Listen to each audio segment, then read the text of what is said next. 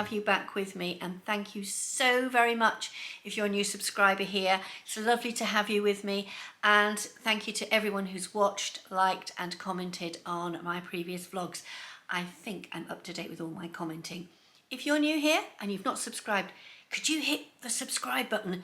So close to 3,000 subscribers, and it would be immense to get there. So what have I been up to in the past week? I've actually had quite a busy sewing week. But first, let me show you what I did yesterday. Very much on the spur of the moment. It was Maundy Thursday yesterday, and I decided that I was going to go into York and see if I could see the King. Now, first thing I did was to find a spot. Now, it was quite interesting trying to find a spot, and I got a great spot. I could see straight in line with the door. So they came out that way, I could see it. They went in that way, I could see it. And the police kept saying, when they come out for the walkabout, they're going to come straight over here. So the first thing that happened is they finally arrived, and they were very late, and I said to the police it's because they got stuck on Gillygate. Now, if you're local to York, there's a street called Gillygate, and if they've come in down Gillygate to get where they were, they'll have been stuck in traffic. It's a nightmare of a place. It really is. And then when they came out the Minster, they got a really good shot before they ushered the King and the Queen down the side of the Minster, because just to the side of me, and I know I'm pointing down here, but just to the side of me, there were some protesters. Everyone's allowed an opinion. So from the Minster, I then went into town and decided I would go and treat myself to a cake in Betty's. But on the way in the queue to get into Betty's to buy, I bought some cakes and some hot cross buns. I saw this lady, and she'd been into the Minster for the service. So she showed me the front cover of the order of service, and this is what it looks like here. Then I went inside and had a look at some cakes, because Melanie was coming for yesterday afternoon for a cup of tea and a cake, and I thought it would be really nice to have an Easter treat from Betty's. So, what have I been sewing? I'm going to go backwards and forwards on the sewing, because I don't know when I'm going to publish this vlog. It might just be a bit of a diary vlog. I'm not doing the Friday Sews topic this week for discussion. I'm going to move on and do that probably again in a couple of weeks' time. But I thought I'd share what else I've been doing this week, because I've spent quite a long time preparing my sewing. Because one of the things I really want to do is to make a coronation quilt, and I have got on and done a lot on that. I have got this box here. I've never shown you this box before. Look at this. What do you think of my box? The idea of this box is it's got 3 layers. Can you see? 1, 2, 3. So at the bottom here, I've got my hand quilt that I've been doing for a long time. This layer here, I've got started to cut the pieces for my patchwork jacket that I'd like to make. And at the top here, I've got all the pieces for the coronation quilt. So I can put all the different sized triangles into different pockets, so I know where I am. I haven't cut everything out yet. I shall be doing that in a minute. The first thing I'm going to show you is actually some chaining, where you chain the pieces together. But this isn't quilting, this is patchwork. This is the joining of pieces of fabric together to form a decorative design or a functional garment. But quilting, and I've looked at the definition, so please excuse me looking at my phone. I'm going to put it here in front of me so I can look at you. It says the joining together of layers of fabric or padding with lines of stitching to form a warm bed covering or garment, or stitching for decorative effect.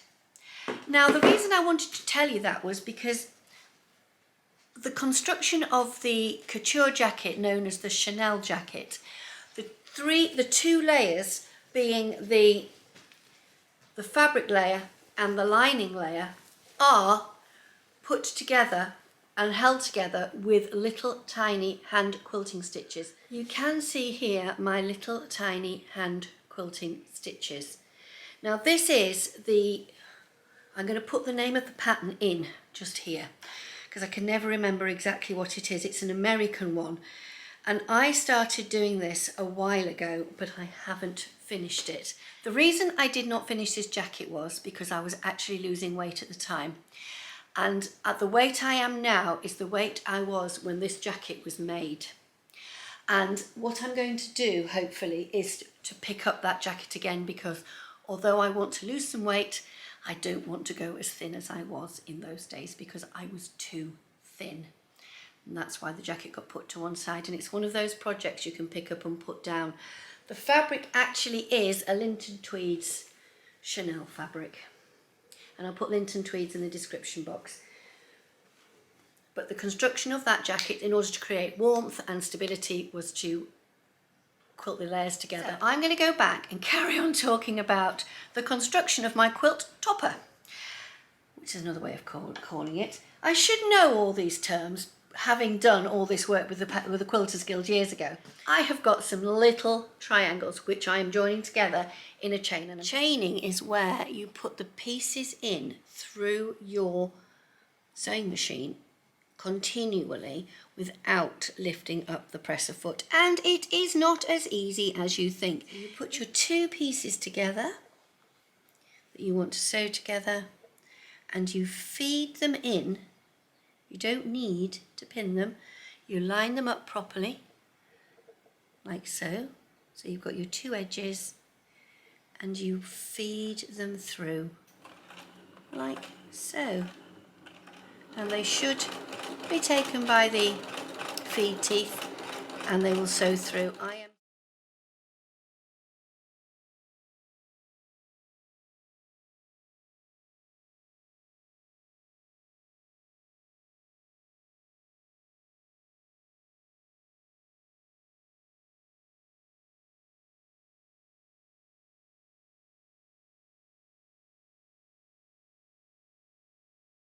So I thought I'd show you how I've been cutting this out. Now, I have designed this quilt on something called Prequilt. It's an online quilt design package, and I bought it for, I think it was about $40 after the QuiltCon show, and it was still showing as having a discount, and I thought, well, I'll give it a go. I have had a few technical issues with it, but what I will say is that if you email them, they will arrange to do a Google Meet with you to sort of iron out the problems. I've still got a few little issues which we're trying to iron out, but because they're also very new to it, they're really keen for you to talk to them because it helps them work out what the problems are. This is the block I'm using. It's called the Coronation block, and it has pieces down here. It tells you which of the templates in the AccuQuilt system to use. Now, the AccuQuilt is a die cutter. It's one of these things where you put your fabric through rollers and it presses it out, because these little things here are sharp. I mean, I don't really want to press it down, but there's sharp bits of metal in there, and that's what cuts the fabric. So this actually has AccuQuilt labels telling you that you want to cut, for example, this shape here, B, is cut from AccuQuilt shape 5, and this is AccuQuilt shape 5. And thankfully it's actually for the 6-inch cutter, which is the one that I was gifted.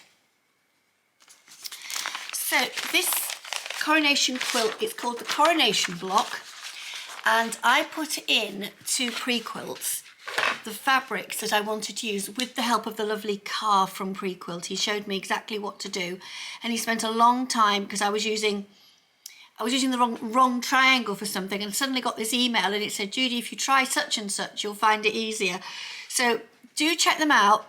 They are still teething problems, but so far I've managed to design this, and it's taken a bit of time, but I've persevered to do it. But it's given me an idea of what my fabrics might look like together. And then I was able to put it into the full size quilt now. So what I thought I'd quickly show you is how I cut out the pieces. Now, last night I spent a long time working out how many bits that I needed. Now, I think Prequilt does do that, but it's only a small quilt, and I thought I'm going to count them. So I knew I had 8 squares, so all I had to do was to count up what I needed from one of these and multiply it by 8. I can do that. So what I'm going to do now is to show you how to cut out these bigger bits. Just let me show you on this, because it's not got plastic on it. This bit here.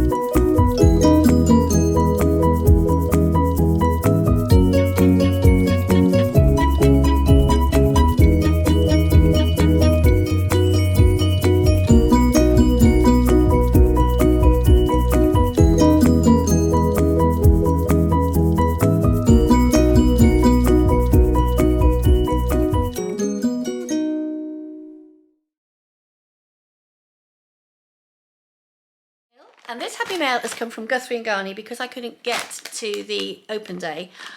I ordered my fabric online, but as you all know, somebody else will have wanted some fabric. So I had to wait until... Go on, ladies, say hello. Hi there. This is Susie in Texas, and Lorianne is currently at Susie's house in Texas. So I'm just going to put them down. You'll hear them in the background. So when you see it, Lorianne, it'll all be there. So here we go. It says here, enjoy Judi, but it's enjoy Lorianne as well. So we have some of the lovely new buttons. We have some of the lovely new labels that Lauren has produced to go with her fabric. There you go. Lovely.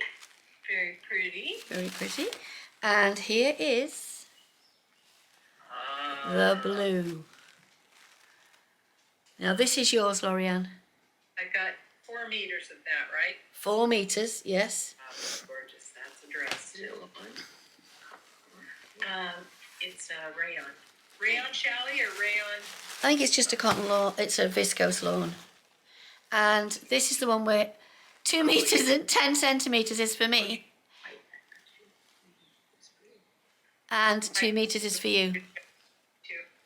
What do you think? Very pretty.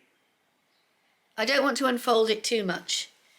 And then I decided that because it was a special birthday, I would have Lauren's new notebook that she's brought out. It's just a blank notebook.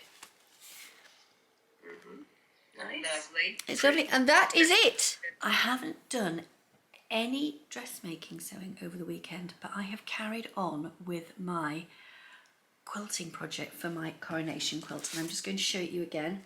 So here it is. I'm just going to have a little look to the side. You can see me. That's better. I'm looking to the side to see the screen, but you can see the design there. This is what it look, as I say, look at it, look like it in its entirety. And here I want to show you this block bit here, and I want you to focus in on this stretch bit here at the bottom here, or this bit here at the top, because I'm going to show you something. So these are all the bits that I have got ready for the quilt, and it's really important when you are preparing them that you iron them really well. This bit I'm going to put on here, I'm going to put next to where it would go. So this little bit here that I've put on, the gold square here matches with that gold square there. And then here I've got the crowns. Now I moved the crown fabric. You can't see the crown fabric, but I had to move it because I just didn't have enough. That was left over from the Jubilee. And I replaced it with the flags. Then the purple crowns, gold again, gold again. Now, those go here like so. So that one would go there, put it over the top. And then on the other side, I've got one here that would go down there like so. And then in the middle, these would go here like so. I hope that gives you an idea of what it is I'm trying to create. Then in the middle, upside down, it doesn't matter. That would go there. I've got it the wrong way around. It just doesn't matter. Like so. Can you see how it would come together like that? I'm looking at it and I am utterly delighted with how it looks. Utterly delighted. I really, really am. Because I have spent a long time putting all these bits together because I have every single bit I need for this quilt, apart from the bit in the middle. When all these seam allowances are taken off, so if I put that over there like that to cover up the seam allowance there, and that bit there to cover up the seam allowance, it would cover this stretch here. And then down the side here, you would then have another block like so. Now I'm actually looking at it like this. It's the first time I've looked at it laid out like this, and I'm really loving the way that it's popping together. So why have I not got the middle done? So the middle of the quilt here is going to have the Coronation logo on it, and I have bought the Coronation logo. I've just got to wait for my sewing machine to come back from being serviced. I just want to pop up a couple of ideas. If anybody wants to do So Create the Look, or is it So Recreate the Look? It's being run by Jen, who's Tees Creative. Jen Legg, Tees Creative. And I've been into town today with Rachel, and we've found a couple of patterns. We were having a little bit of a look. First of all, I'd spotted the what I would call the closet core Nick's dress, just here, put a little picture in here, and that was in mint velvet. And then we went into Oliver Bonas, and Rachel found what we thought was the Marnie blouse. So I'm not taking part in the challenge, so if anybody wishes to borrow those two ideas, feel free and enjoy. So the quilt has now got to be put to one side because I have got 2.5 weeks to prepare my entry for Sew Blouse April 23. If you haven't heard of it, check out the Instagram accounts. So if you've not heard of Sew Blouse April 23, check out the Instagram accounts for Gabrielle, who is the cloth edit, and Ruan, who is the Yorkshire Sew Girl. Check out their related YouTube channels. Keep an eye out on YouTube and Instagram for posts regarding Sew Blouse April 23.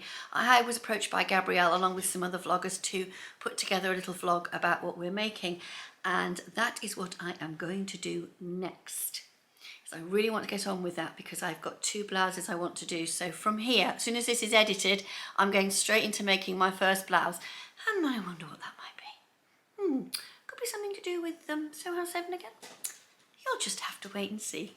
So if you've enjoyed what you've seen, do give me a like. Better still, give me a subscribe, and let's see if we can get to those 3,000 subscribers. It would be so wonderful if you could